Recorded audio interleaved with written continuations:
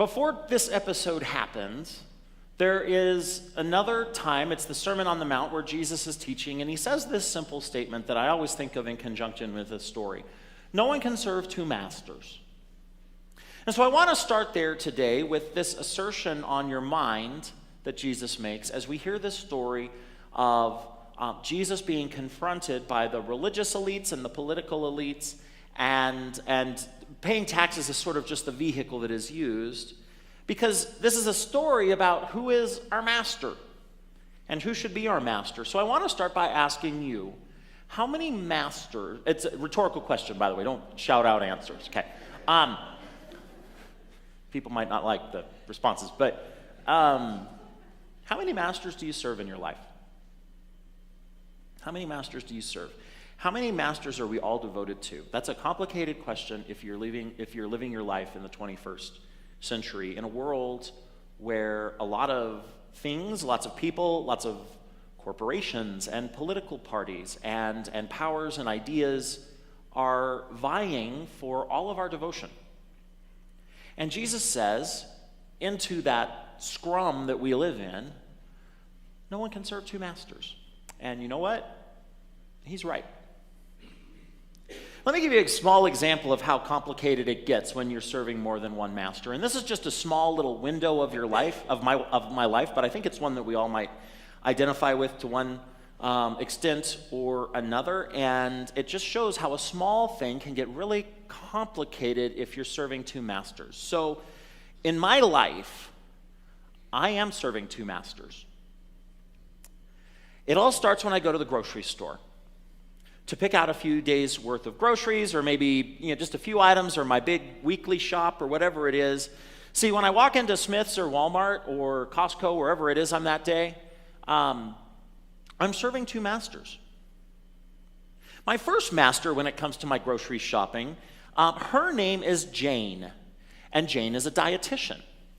And Jane, the dietitian, has been paid by our conference's health insurance to call me once a quarter or so and hector me about my purchasing choices and what I'm buying and eating and putting into my body. And I've never seen Jane, the dietitian's face. We've only spoken by phone. But when I imagine her, can you imagine, like when you go back to your time in school, whoever the grumpy cafeteria lady was at your school, that's how I picture Jane, only she's wearing like a nurse's outfit or something. She's a little condescending when we talk. She's always sort of annoyed with me.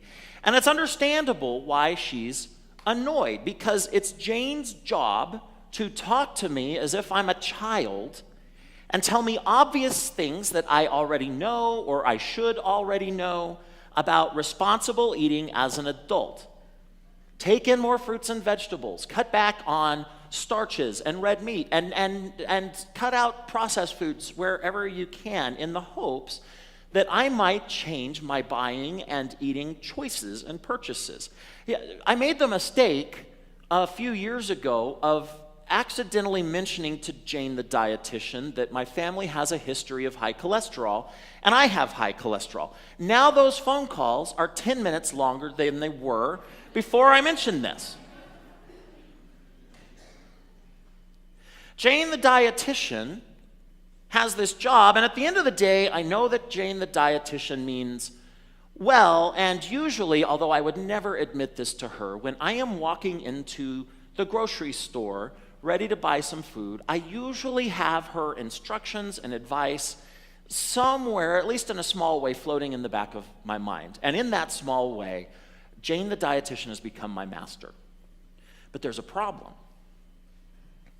You see, I have two dietitians in my life. I'm two-timing on Jane, the dietitian.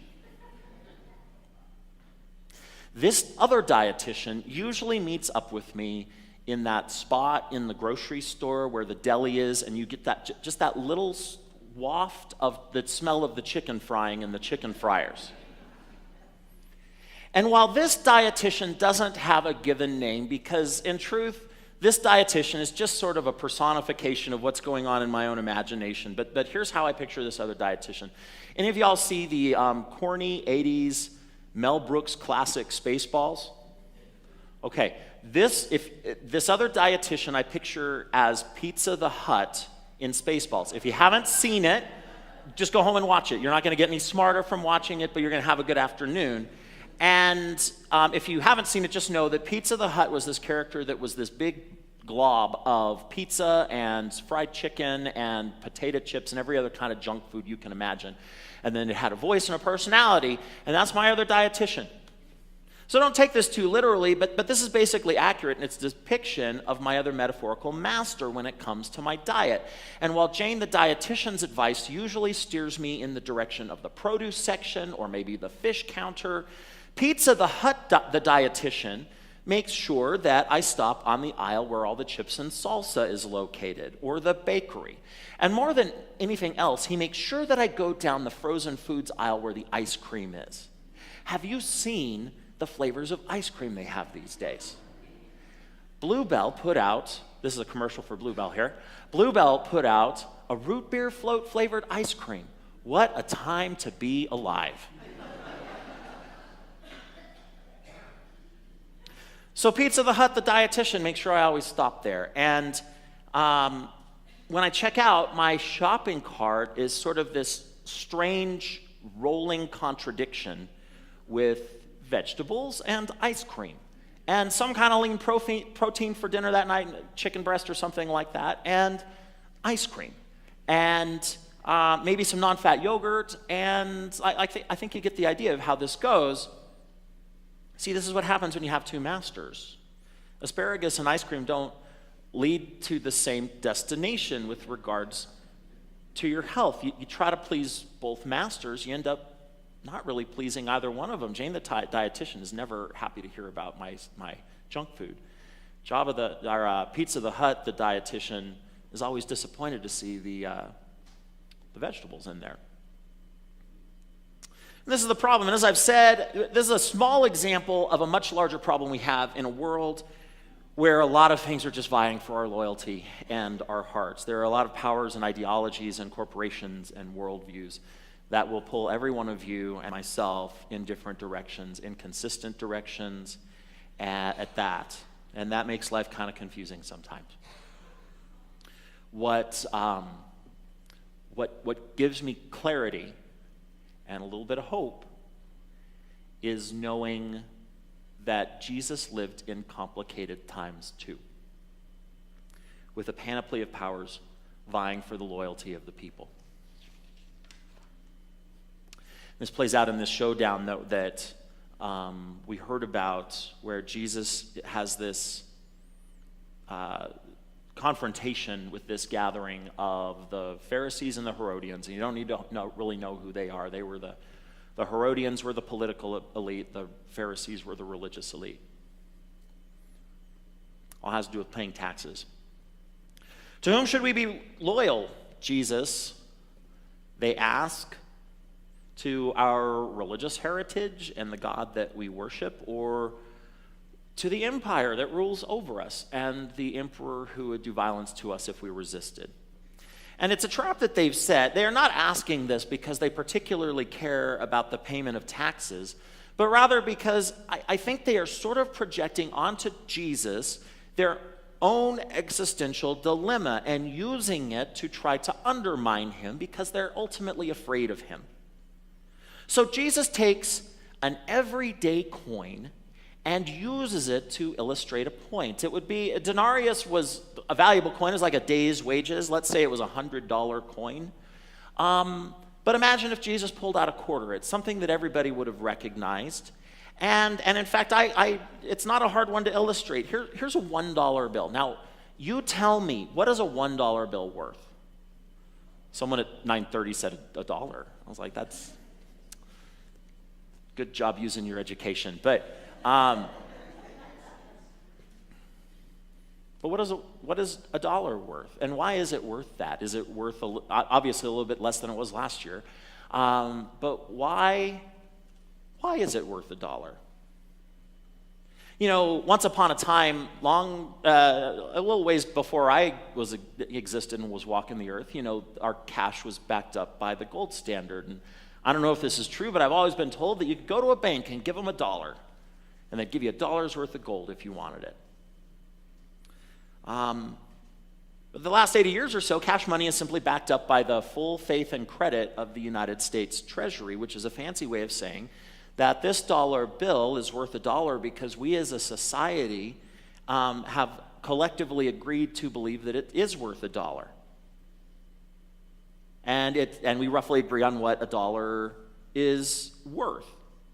And it has George Washington's picture on it, and the Secretary of the Treasury's signature on it. And so we roughly agree on what that means. When in 2008, when the financial crisis hit, there was a group of Harvard economists who got together and met because, and the news that year was that in 1 week, the national economy lost $1 trillion worth of value. Well, what happens to that $1 trillion?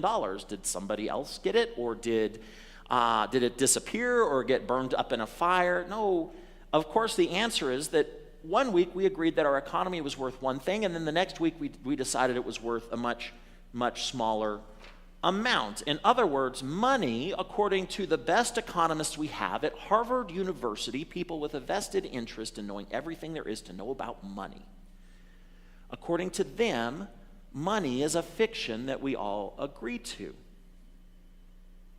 And so if that's true, I brought my dollar, which is about what a pastor can usually bring to illustrate a point. I wasn't going to be able to bring a $100 bill for you. But what about this money? This is a 5-pound note. It's got the Queen's picture on it. It's not George Washington. Does this have value? Well, some places it does. Not really here. I couldn't take it to a store and expect it to be received. What about this one? This is one of my favorites because it's South African and they have animals on their money, which I like better than George Washington or the Queen. But when I got this in South Africa 13 years ago, it was worth about $1.50 in the exchange rate with American currency. Today it's worth less than a third of that. So the value of money is transactional. It's fleeting by its very nature. What about other money? I brought some others. This coin here, this coin came from East Germany. So it had value there until East Germany wasn't an independent nation state anymore. And even then, the country that it merged with, when reunification happened, its currency was collected up with the euro, the Deutschmark. So why did it stop having value? What about this one? This is my favorite one. This one is worthless. But if you were 6 years old or 7 years old, I can remember a time when I was that age and I would covet this coin because this is the game token for Chuck E. Cheese's. And so some coins have different value to different people. This one is something that, it's not a coin, it's not money, it was something my grandfather put in my stocking one year, a little silver bar, 1 ounce bar. Doesn't have money as currency, but it's made of a precious mineral. All of these we're told are worth something because it's important that we believe that they're worth something. We need to agree to that sort of benign fiction so that the economy works, and that's a good thing. George Washington's picture is on some of them, or the Queen, so we agree to this fiction for each other's benefit. And yet into that, Jesus holds up his own little coin, a coin just like one of those on the screen. And yeah, Caesar's face is on it. His picture was minted on the coin. And Jesus asked them, whose face is that? Of course, it's Caesar's. And his name is written on the coin. So if it's got his face on it, if it's got his name on it, you know what? It's Caesar's coin. It belongs to him. It's his. And if he asked for his coin back, you give it back to him, is the point that Jesus is making here. But that's only the first part, because then what Jesus says is, you know what? I know of some other things with people's likeness printed on it. And so let's talk about some of those. He doesn't even have to really tell the story. All the people who would have been standing there that day would have known that in Genesis chapter 1, verse 26, it says that all of us were made in the likeness of God. Male and female, God created them. According to our likeness, God says. Which is to say, folks, we have God's image stamped on us. And so for Jesus, the second part of his point, after give to Caesar what is Caesar's, is let's remember too who we belong to. That's our worth. I mean, there is something of God imprinted on each one of you that gives you value and worth as image bearers of God. It's on you, it's on the people sitting around you, the church people you like, the church people you sort of just tolerate, the neighbors you like, the neighbors you just sort of tolerate, your crazy uncle who you only see at Christmas time because he's odd. All of them, I don't have that kind of uncle, that's just a for example, but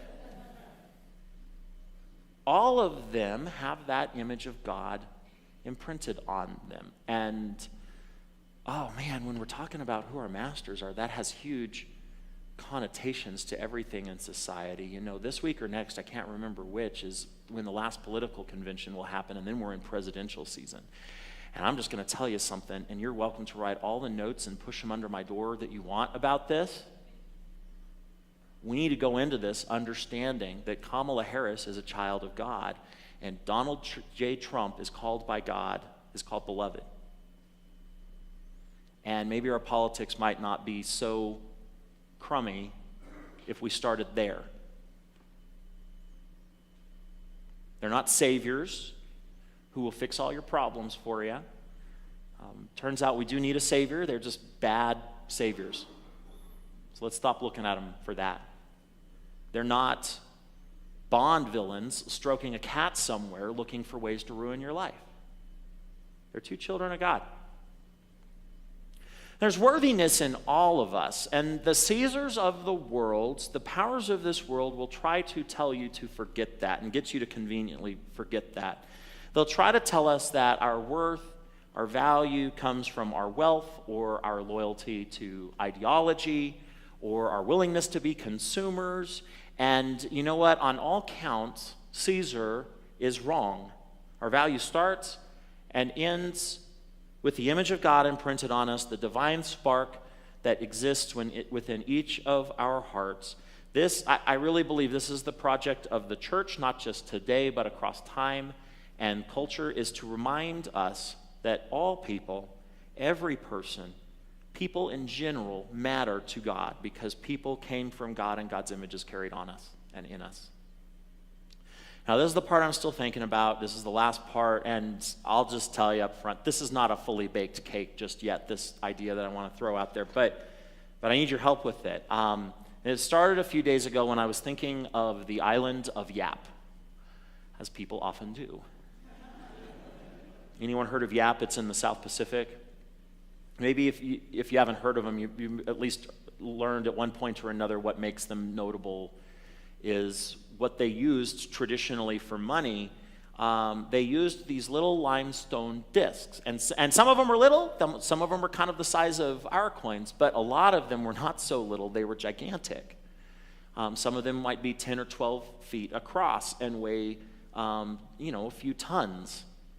And, the nice thing about our money is you don't have to pay movers to move it from place to place. You can stuff a bunch of it in your pocket or your wallet or your purse, and it's portable. But what would it mean if our money was immobile and you couldn't move it or transport it? What the people on the island of Yap did is if there was a 10-foot, the name of the currency was the rye.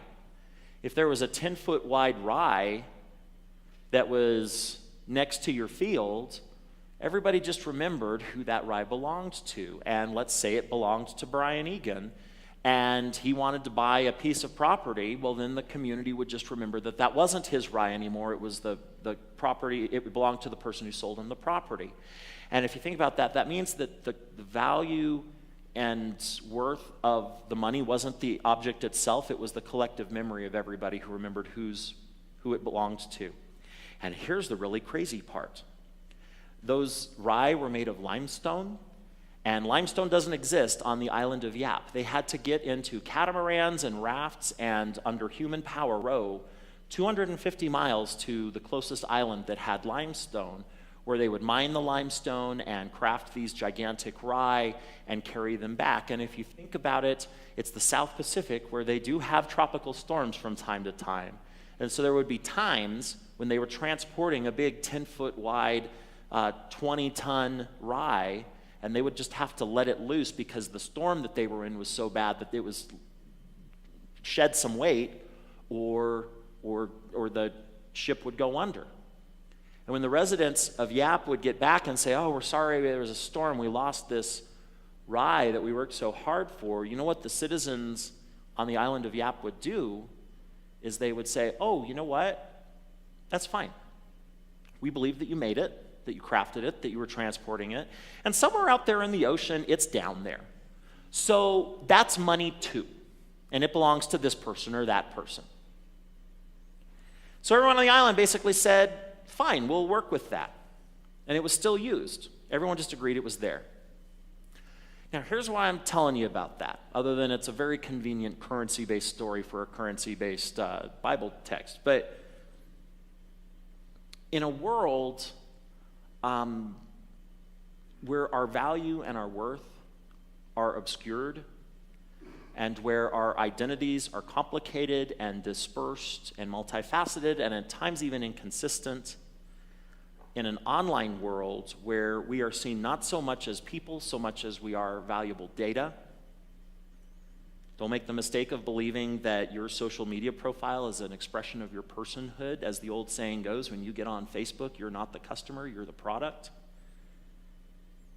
In a world of addiction, where people struggle to understand and remember their own personhood through a chemical haze, in a world where we say that we're intricately connected and yet we feel disconnected, in that kind of world, how do we restore that collective memory when it comes to our worth? Not because of our data and the value of it, or our productivity, or our consumption, or anything else, or purchases, but rather simply because of our personhood. That is going to be the great struggle of our time, and the church has something to say about it. For us to be like the islanders of Yap and say, oh yeah, I remember so-and-so, and they have value. And they have value because the image of God is written right on their hearts. That's going to be important. And it already is important. That's not how we're living right now, but we have to reclaim that communal sense of trust and worth. Because a servant cannot serve two masters. So give Caesar his lousy, cheap coins back, but let's remember we all belong to God. Let us pray.